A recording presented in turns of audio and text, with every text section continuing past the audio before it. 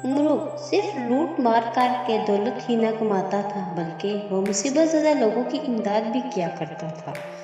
दौलतमंद लोग उसे कंजूस समझते थे, लेकिन उमरू गरीबों के लिए हातम ताई बना हुआ था। गरीब और मजलूम लोग उससे मदद मांगने आते तो वो कभी इनकार न करता था और जहाँ तक मुमकिन होता उनकी इमदाद करता था। एक दिन वो समंदर की सैर करने गया। साहिल पर पहुंचा तो रेत पर एक आदमी बेहोश पड़ा था। लिबास से वो एक कोई गरीब आदमी मालूम होता था। उसका भीगा हुआ लिबास जाहिर करता था कि वो समंदर से निकलकर यहाँ आ पड़ा। उमरू ने सोचा कि अगर वो यूं ही पड़ा रहा तो कोई मगरमच्छ आकर इसे खा जाएगा, इसलिए उसकी मदद करनी चाहिए। चनांचा उसने बेहोश आदमी को होश में लाने की कोशिश शुरू कर दी। जल्द ही वो आदमी होश में आ गया। वो उठ बैठा और समंदर की तरफ देखकर चिल्लाया, हाय मेरे बीवी बच्चे, हाय मेरा मुन्ना। वो शख्स चिल्लाता हुआ उठकर पानी की तरफ दौड़ा। उमरू ने लपक कर उसे पकड़ लिया। होश करो बेवकूफ़, क्या डूब मरने का इरादा है? ख्वाजा मुझे मत रोको, बदबख्त लहरों ने मेरी बीवी और बच्चे को निगल लिया है। वो रोने लगा। उमरू बोला, हिम्मत से काम लो, सब्र करो दोस्त। कैसे सब्र करूं उमरू भाई, मरने वालों पर सब्र किया जाता है। वो तो जिंदा है। वो बोला, तुम्हें क्या पता कि वो जिंदा है? उमरू ने कहा, समंदर में डूबने वाले मर जाते हैं, उन्हें ख्वाजा वो जिंदा है। मुझे यकीन है कि समुद्री हाथ ने उन्हें अगवा किया है। समुद्री हाथ? उमरू ने हैरत से कहा, फिर हंसकर बोला, शायद तुम पागल हो गए हो। समंदर कोई इंसान तो नहीं कि उसके हाथ पांव होंगे। मैं सच कह रहा हूँ ख्वाजा, मैंने वो हाथ अपनी आंखों से देखा था। वो आदमी बोला। उमरू ने कहा, अच्छा आराम से बैठकर मुझे पूरा वाकया बताओ, शायद मैं तुम्हारी मदद कर सकूं। 2 साल पहले मेरी शादी हुई थी। वो आदमी हिचकियां लेता हुआ बोला, मेरी बीवी इंतहाई खूबसूरत थी। फिर खुदा ने एक बेटा दिया तो वो भी उसकी तरह खूबसूरत था। मेरा नाम आकिल है और मैं गरीब आदमी हूँ। मैं और मेरी बीवी जंगल से लकड़ियाँ काट कर लाते थे और शहर में बेचकर हासिल होने वाली रकम से जिंदगी बसर कर रहे थे। कल दोपहर को जंगल में मेरी बीवी और मैं खाना खा रहे थे। मेरा 1 साला बेटा नासिर खेल रहा था कि अचानक वहाँ एक बूढ़ा आदमी आ गया। उसने खाना मांगा। वो भूखा था, जबकि हमारे पास सिर्फ 3 चपातियाँ थीं। मैं और मेरी बीवी ने आधी चपाती खाई और 2 चपातियाँ बूढ़े को दे दी। वो बूढ़ा मेरे बच्चे नासिर की तरफ देखता और खाना खाता रहा। खाना खाने के बाद उसने हमारा शुक्रिया अदा करके कहा, मैं एक दरवेश हूँ और तुम लोगों की सहावत का इम्तिहान देने आया था। तुम इस इम्तिहान में कामयाब हुए हो, इसलिए कुदरत को मंजूर है कि मैं तुम्हारी गरीबी दूर करके तुम्हें खुशहाल बना दूँ। चनांचा कल सुबह तुम लकड़ियाँ काटने की बजाय समंदर पर जाना और साहिल पर बैठकर गैबी अमदाद का इंतज़ार करना। यह कहकर बूढ़ा दरवेश वहाँ से चला गया। मैं और मेरी बीवी रज़िया बहुत खुश हुए। हम शाम के वक्त लकड़ियाँ बेचकर घर आए तो बूढ़ा दरवेश दरवाजे पर मौजूद था। वो कहने लगा, आकिल बेटे, मैं एक बात बताना भूल गया था। तुम यूँ करना कि जब साहिल पर पहुँचो तो ये मछली समंदर में फेंक देना, ताकि तुम्हें फ़ौरन गैबी इमदाद हासिल हो जाए और तुम्हें इंतज़ार न करना पड़े। यह मसनूई और पत्थर की बनी हुई मछली समंदर की तह में पहुँचेगी और समंदर से बहुत बड़ा खजाना बाहर निकलकर तुम्हारे कदमों में आ पड़ेगी। इसके साथ ही बूढ़े ने अपने हाथ में पकड़ी पत्थर की छोटी सी मछली मेरे हवाले कर दी और रुखसत हो गया। इस बार भी वो मुसलसल मेरे बेटे नासिर की तरफ देखता रहा था। हम दोनों मियाँ बीवी खुश थे कि कुदरत हमारी मददगार ही है اور ہمیں سمندر سے خزانہ ملنے والا ہے۔ چنانچہ خوشی کے مارے ہمیں رات بھر نیند نہ آئی۔ آج صبح میں اپنی بیوی رضیہ اور بیٹے ناصر کے ساتھ گھر سے یہاں پہنچا۔ میں نے مصنوعی مچھلی سمندر میں پھینکی، پھر ہم بیٹھ کر خزانہ باہر آنے کا انتظار کرنے لگے۔ ہمارے دل خزانہ ملنے کی خوشی میں تیزی سے دھڑک رہے تھے۔ میری بیوی رضیہ کہہ رہی تھی کہ خزانہ ملنے پر سب سے پہلے ہم اپنے لیے عالیشان محل بنوائیں گے، زیورات اور گھر کی چیزیں خریدیں گے، ناصر کے لیے جھولا اور کھلونے لیں گے۔ میں نے کہا کہ اس کے بعد میں تجارت کروں گا اور دوسرے ملکوں میں مال لے جانے کے لیے ایک بحری جہاز بنواؤں گا جس میں ہماری رہائش کا بھی اعلیٰ انتظام ہوگا۔ کہ اچانک سمندر سے ایک بہت بڑا ہاتھ نکلا اور ہماری طرف بڑھا۔ میں گھبرا کر پیچھے ہٹا، مگر ہاتھ نے میری بیوی اور بچے کو پکڑا اور پانی میں غائب ہو گیا۔ میں چیختا چلاتا سمندر میں کود پڑا اور اپنی بیوی اور بچے کو تلاش کرنے لگا۔ میں بار بار غوطہ لگا کر پانی کے اندر انہیں تلاش کرتا رہا، مگر وہ نہ ملے۔ میں تھک کر پانی سے باہر نکل آیا اور صدمے سے بے ہوش ہو گیا۔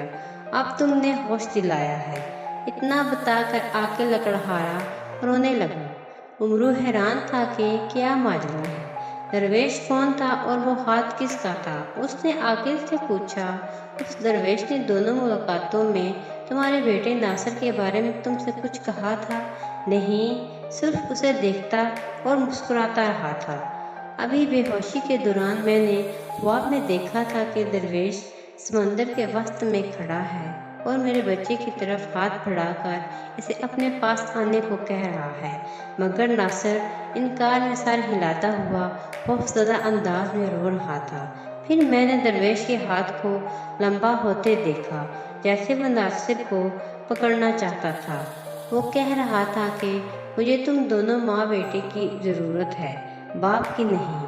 اس کی بات سن کر میری بیوی نے نفرت سے اس کی طرف تھوک دیا تھا۔ تب میں نے دیکھا کہ درویش غضبناک ہو گیا، غصے میں اس کی آنکھیں سرخ ہو گئیں۔ اسی لمحے مجھے ہوش آ گیا۔ عاقل نے بتایا، عمرو نے اندازہ لگایا کہ یہ کوئی طلسماتی چکر ہے۔ یقیناً وہ بوڑھا کوئی جادوگر تھا اور اسے عاقل کی بیوی اور بچے کی ضرورت تھی، جنہیں حاصل کرنے کے لیے اس نے انہیں سمندر سے خزانہ ملنے کا چکر دیا اور پھر کسی جادوئی ہاتھ کے ذریعے انہیں اغوا کر لیا۔ عاقل میاں، تم یہاں میرا انتظار کرو، میں دیکھتا ہوں کہ رضیہ اور ناصر کہاں ہیں۔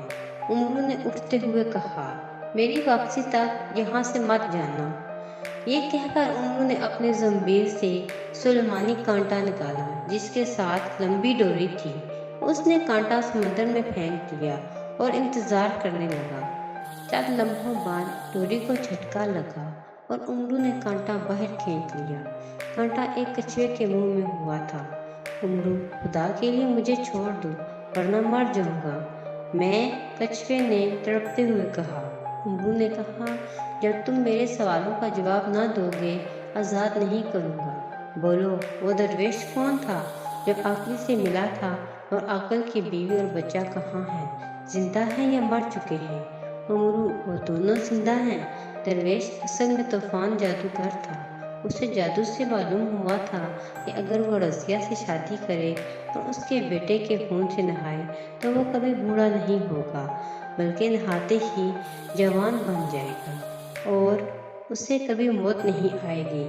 طوفان جادوگر کا محل سمندر کی تہہ میں ہے اور وہ کل رضیہ سے شادی کر کے ناصر کے خون سے نہائے گا۔ رضیہ اور ناصر اس وقت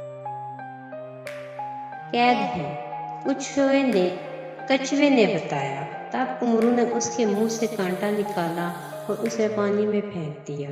کچھوا پانی میں غائب ہو گیا۔ عمرو نے عاقل سے کہا، سن لیا تم نے عاقل، بڑے عقلمند بنتے تھے۔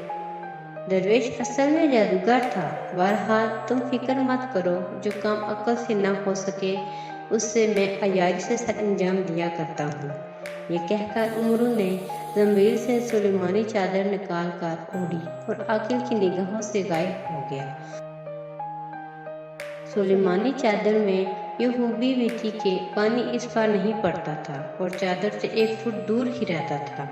अमरू खुदा का नाम लेकर समंदर में कूद पड़ा और गहराई में उतरता चला गया। पानी उससे 1-1 फुट के फासले पर रहा। चनांचा उमर का ना लिबास भीगा और न सर और पाँव गीले हुए जल्द बस समंदर की तह में जा पहुंचा। वहाँ एक खूबसूरत महल था, मगर पानी इस महल के चारों तरफ 2-2 फुट दूर था। महल का दरवाज़ा खुला था। उमरू महल में दाखिल हुआ ही था कि महल के गिर्द पानी में कई मगरमच्छ नमूदार हुए और चिंगाड़ने लगे। उनका शोर महल के अंदर सुनाई दिया और एक कमरे से एक बूढ़ा निकल आया, मगर उमरू उसे नजर न आया। क्या बात मेरे गुलाम, क्यों शोर कर रखा है? जादूगर ने महल के दरवाजे पर आकर मगरमच्छ से पूछा। आका, उमरू अयार आपके महल में दाखिल हो गया है, एक मगरमच्छ ने बताया। ओह जादूगर हैरत से इधर उधर देखता हुआ बोला, मगर मुझे तो नजर नहीं आया। देखा तो हमने भी नहीं, सिर्फ उसकी बू सूंघी है, मगरमच्छ ने कहा। शायद उसने खुद को गायब कर रखा है। ये सुनकर वो जादूगर घबरा गया और पलट कर तेजी से एक कमरे की तरफ बढ़ा। उमरू भी उसके पीछे चल दिया। जादूगर कमरे में दाखिल हुआ। उमरू ने अंदर झांका। कमरे में आकिल की बीवी रजिया बेटी रो रही थी। एक साला बच्चा नासिर भी रो रहा था। तूफान जादूगर ने गुस्सीले लहजे में कहा, मैं कहता हूँ चुप हो जाओ। तुम्हें मुझसे शादी करना ही पड़ेगी ताकि मैं तुम्हारे बच्चे के खून से गुस्ल कर सकूं। और हाँ, यहाँ उमरू अयार तो नहीं आया। उमरू अंदर दाखिल होते हुए खंजर निकाला और जादूगर के पीछे पहुंचकर बोला, बिल्कुल आया है जालिम जादूगर। आवाज सुनकर तूफान जादूगर तेजी से पलटा और उमरू ने उसके सीने में खंजर घोंप दिया। जादूगर तड़पता हुआ मर गया। उसके मरते ही समंदर का पानी महल में घुस आया, मगर उमरू ने जल्दी से रजिया का हाथ पकड़ा, नासिर को उठा लिया और ऊपर उठने लगा। वो पानी से निकलकर साहिल पर आया तो आकिल अपनी बीवी और बच्चे को जिंदा पाकर बहुत खुश हुआ और उमरू का शुक्रिया अदा करने लगा।